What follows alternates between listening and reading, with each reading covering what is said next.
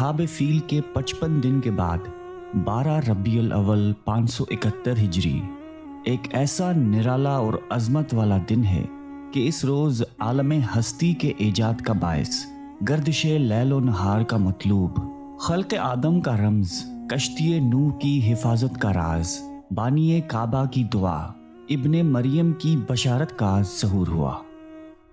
کائنات وجود کے الجھے ہوئے گیسوؤں کو سنوارنے والا، تمام جہاں کے بگڑے نظاموں کو سدھارنے والا، سند الاصفیاء، اشرف الانبیاء، احمد مجتبی، محمد مصطفیٰ صلی اللہ علیہ وآلہ وسلم عالم وجود میں رونق افروز ہوئے اور پاکیزہ بدن، ناف بریدہ، خطرہ کیے ہوئے، خوشبو میں بسے ہوئے، بحالت سجدہ مکہ مکرمہ کے مقدس سرزمین پر اپنے والد ماجد کے مکان کے اندر پیدا ہوئے۔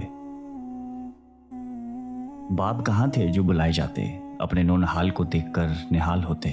وہ تو پہلے ہی وفات پا چکے تھے۔ دادا بلائے گئے جو اس وقت طواف کعبہ میں مشغول تھے۔ یہ خوشخبری سن کر دادا عبد المطلب خوش حرم کعبہ سے اپنے گھر آئے اور والہانہ جوش و محبت میں اپنے پوتے کو کلیجے سے لگا لیا۔ پھر کعبے میں لے جا کر خیر و برکت کی دعا مانگی اور محمد نام رکھا۔ آپ صلی اللہ علیہ وآلہ وسلم کے چچا ابو لہب کی لونڈی ثوبیہ خوشی میں دوڑتی ہوئی گئی اور ابو لہب کو بھتیجا پیدا ہونے کی خوشخبری دی تو اس نے اسی خوشی میں شہادت کی انگلی کے اشارے سے ثوبیہ کو آزاد کر دیا۔ حضرت ثوبیہ وہ پہلی خاتون تھی جس سے حضرت محمد صلی اللہ علیہ وآلہ وسلم نے سب سے پہلے دودھ نوش فرمایا۔ پھر اپنی والدہ ماجدہ حضرت آمنہ رضی اللہ تعالی عنہا کے دودھ سے سیراب ہوتے رہے۔ پھر حضرت حلیمہ سعدیہ رضی اللہ تعالی عنہا آپ کو اپنے ساتھ لے گئیں اور اپنے قبیلے میں رکھ کر آپ کو دودھ پلاتی رہیں، اور انہی کے پاس آپ صلی اللہ علیہ وآلہ وسلم کے دودھ پینے کا زمانہ گزرا۔ شرفائے عرب کی یہ عادت تھی کہ وہ اپنے بچوں کو دودھ پلانے کے لیے گرد و نواح دیہاتوں میں بھیج دیتے تھے۔ دیہات کی صاف ستھری آب و ہوا میں بچوں کی تندرستی اور جسمانی صحت بھی اچھی ہو جاتی تھی اور خالص اور فصیح عربی زبان بھی سیکھ جاتے تھے، کیونکہ شہر کی زبان باہر کے آدمیوں کے میل جول سے خالص اور فصیح و بلیغ زبان نہیں رہا کرتی۔ حضرت حلیمہ رضی اللہ تعالی عنہا کا بیان ہے کہ میں اپنے قبیلے بنی سعد کی عورتوں کے ہمراہ دودھ پینے والے بچوں کی تلاش میں مکے کو چلی۔ اس سال عرب میں بہت سخت کال پڑا ہوا تھا۔ میری گود میں ایک بچہ تھا، مگر فقر و فاقے کی وجہ سے میری چھاتیوں میں اتنا دودھ نہیں تھا جو اس کو کافی ہو سکے۔ رات بھر وہ بچہ بھوک سے تڑپتا رہا اور ہم اس کی دل جوئی اور دلداری کے لیے تمام رات بیٹھ کر گزارتے تھے۔ ایک اونٹنی بھی ہمارے پاس تھی، مگر اس کے بھی دودھ نہ تھا۔ مکہ مکرمہ کے سفر میں جس خچر پہ میں سوار تھی وہ بھی اتنا تھک ہار چکا تھا کہ قافلے والوں کے ساتھ تو چل ہی نہیں سکتا تھا۔ میرے ہم سفر بھی اس سے تنگ آ چکے تھے۔ بڑی بڑی مشکلوں سے یہ سفر طے ہوا۔ جب یہ قافلہ مکہ مکرمہ پہنچا تو جو عورت رسول اللہ صلی اللہ علیہ وآلہ وسلم کو دیکھتی اور یہ سنتی کہ یہ یتیم ہیں تو کوئی عورت آپ کو لینے کے لیے تیار ہی نہیں ہوتی تھی، کیونکہ بچے کے یتیم ہونے کے سبب زیادہ انعام و اکرام ملنے کی امید نہیں تھی۔ ادھر حضرت حلیمہ سعدیہ رضی اللہ تعالی عنہا کی قسمت کا ستارہ ثریا سے زیادہ بلند اور چاند سے زیادہ روشن تھا۔ ان کے دودھ کی کمی ان کے لیے رحمت کی زیادتی کا باعث بن گئی، کیونکہ کم دودھ دیکھ کر کسی نے ان کو اپنا بچہ دینا گوارا نہیں کیا۔ حضرت حلیمہ نے اپنے شوہر حارث بن عبدالعزیز سے کہا کہ یہ بات ٹھیک نہیں ہے کہ میں خالی ہاتھ واپس چلی جاؤں، اس سے تو بہتر ہے کہ ہم اسی یتیم کو لے کر چلتے ہیں۔ شوہر نے اس کو منظور کر لیا اور حضرت حلیمہ رضی اللہ تعالی عنہا اس یتیم کو لے کر آئیں، جس سے صرف حضرت حلیمہ اور حضرت آمنہ کے گھر میں ہی نہیں بلکہ کائنات عالم کے مشرق و مغرب میں اجالا ہونے والا تھا۔ یہ خداوند قدوس کا فضل عظیم ہی تھا کہ حضرت حلیمہ رضی اللہ تعالی عنہا کی سوئی ہوئی قسمت بیدار ہو گئی اور سرور کائنات صلی اللہ علیہ وآلہ وسلم ان کی آغوش میں آ گئے۔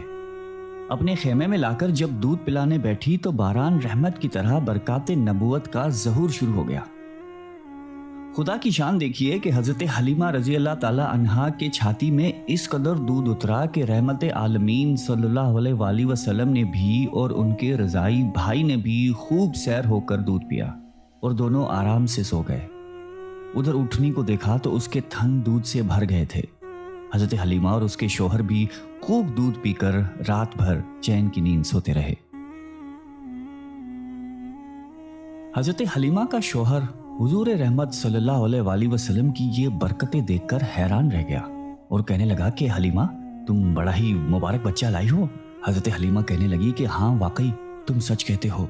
मुझे भी यही उम्मीद है कि ये निहायत ही बाबरकत बच्चा है और खुदा की रहमत बनकर हमको मिला है, और मुझे यही तवक्को है कि अब हमारा घर खैर व बरकत से भर जाएगा। हज़रत हलीमा रज़ी अल्लाह ताला अन्हा फरमाती हैं कि उसके बाद मैं रहमत आलमीन सल्लल्लाहु अलैहि वसल्लम को अपनी गोद में लेकर मक्का मुकर्रमा से अपने गांव की तरफ रवाना हुई तो मेरा वही खच्चर अब इस कदर तेज चलने लगा कि किसी की सवारी उसको नहीं पहुंच सकती थी। काफिले की औरतें हैरान होकर मुझसे कहने लगीं कि ए हलीमा, क्या ये वही खच्चर है जिस पर तुम सवार होकर आई थी, या कोई दूसरा तेज रफ्तार खच्चर तुमने खरीद लिया है?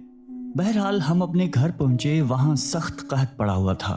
तमाम जानवरों के थनों में दूध खुश्क हो चुका था, लेकिन मेरे घर में कदम रखते ही मेरी बकरियों के थन दूध से भर गए। जब चरागाह से वापस आती तो उनके थन दूध से भरे होते थे।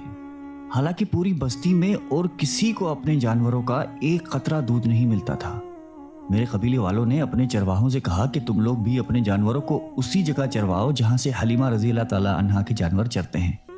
चुनांचे सब लोग उसी चरागाह में अपने जानवर चराने लगे जहां मेरी बकरियां चरती थीं।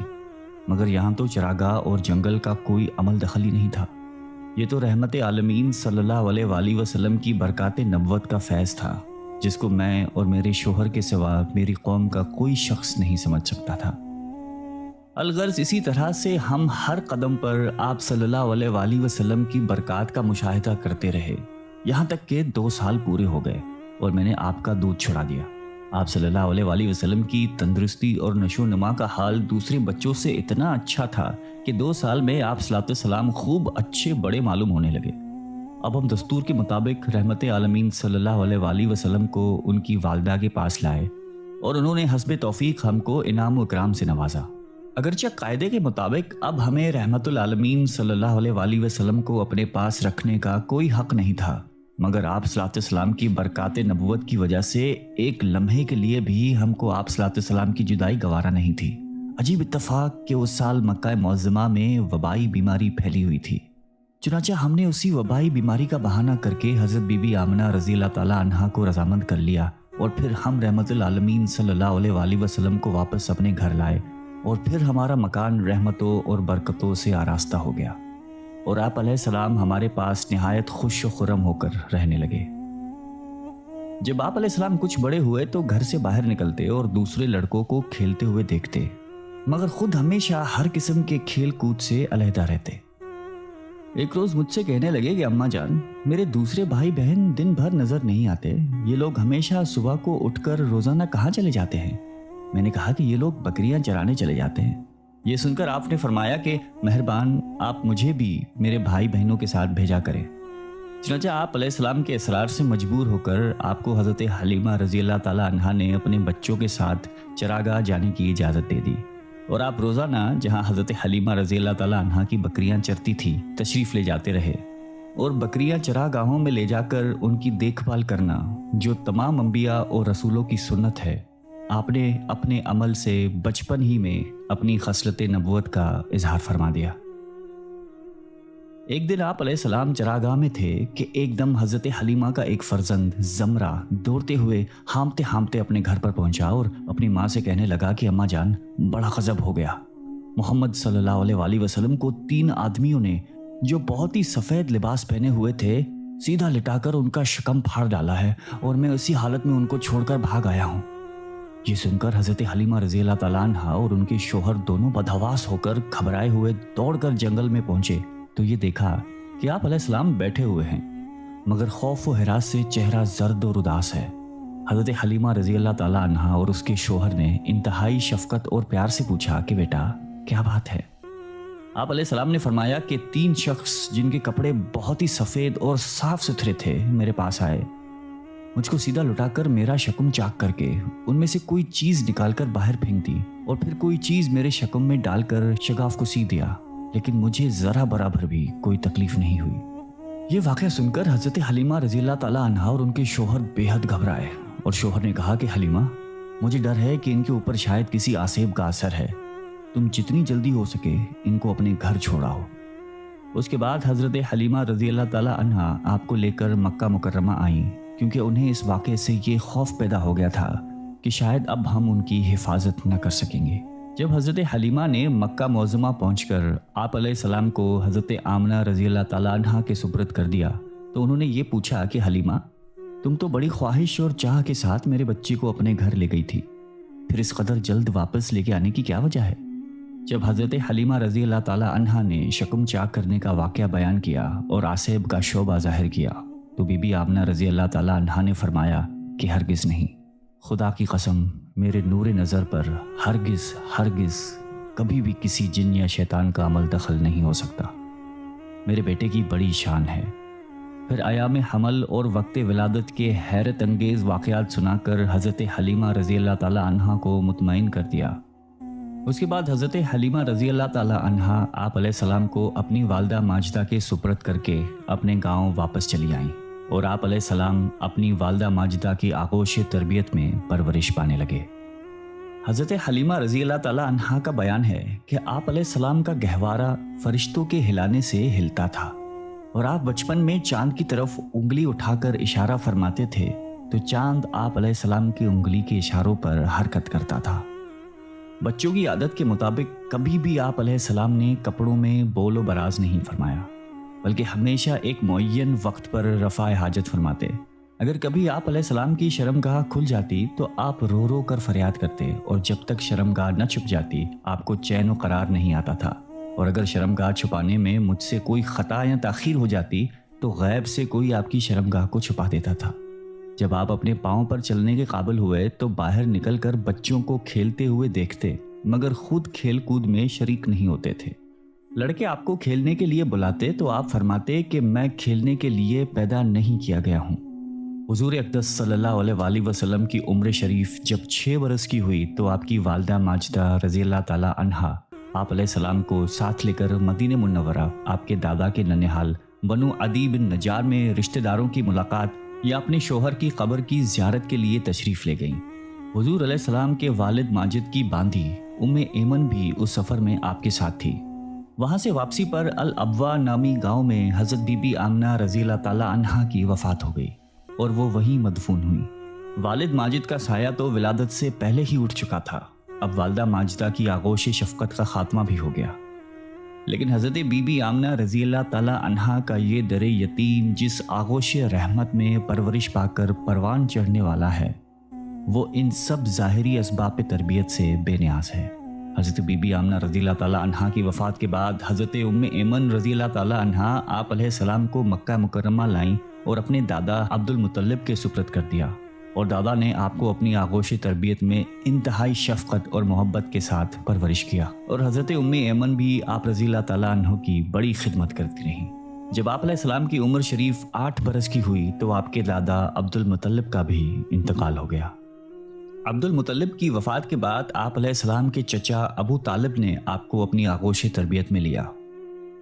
آپ علیہ السلام کی نیک خصلتوں اور دل لبھانے والی بچپن کی پیاری پیاری اداؤں نے ابو طالب کو آپ علیہ السلام کا ایسا گرویدہ بنا دیا کہ مکان کے اندر اور باہر ہر وقت آپ کو اپنے ساتھ ہی رکھتے تھے، اپنے ساتھ کھلاتے پلاتے، اپنے پاس ہی آپ کا بستر بچھاتے، اور ایک لمحے کے لیے بھی اپنی نظروں سے اوجھل نہیں ہونے دیتے تھے۔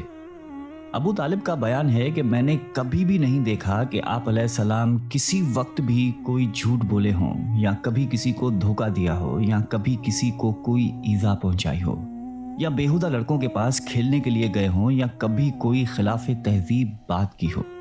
ہمیشہ انتہائی خوش اخلاق، نیک اتوار، نرم گفتار، بلند کردار اور اعلیٰ درجے کے پارسا اور پرہیزگار رہے۔ ایک مرتبہ ملک عرب میں انتہائی خوفناک قحط پڑ گیا۔ اہل مکہ نے بتوں سے فریاد کرنے کا ارادہ کیا، مگر ایک حسین و جمیل بوڑھے نے مکے والوں سے کہا کہ اے اہل مکہ، ہمارے اندر ابو طالب موجود ہیں جو بانی کعبہ حضرت ابراہیم خلیل اللہ علیہ السلام کی نسل سے ہیں اور کعبہ کے متولی بھی ہیں، ہمیں ان کے پاس چل کر دعا کی درخواست کرنی چاہیے۔ چنانچہ سرداران عرب ابو طالب کی خدمت میں حاضر ہوئے اور فریاد کرنے لگے کہ اے ابو طالب، قحط کی آگ نے سارے عرب کو جھلسا کر رکھ دیا ہے۔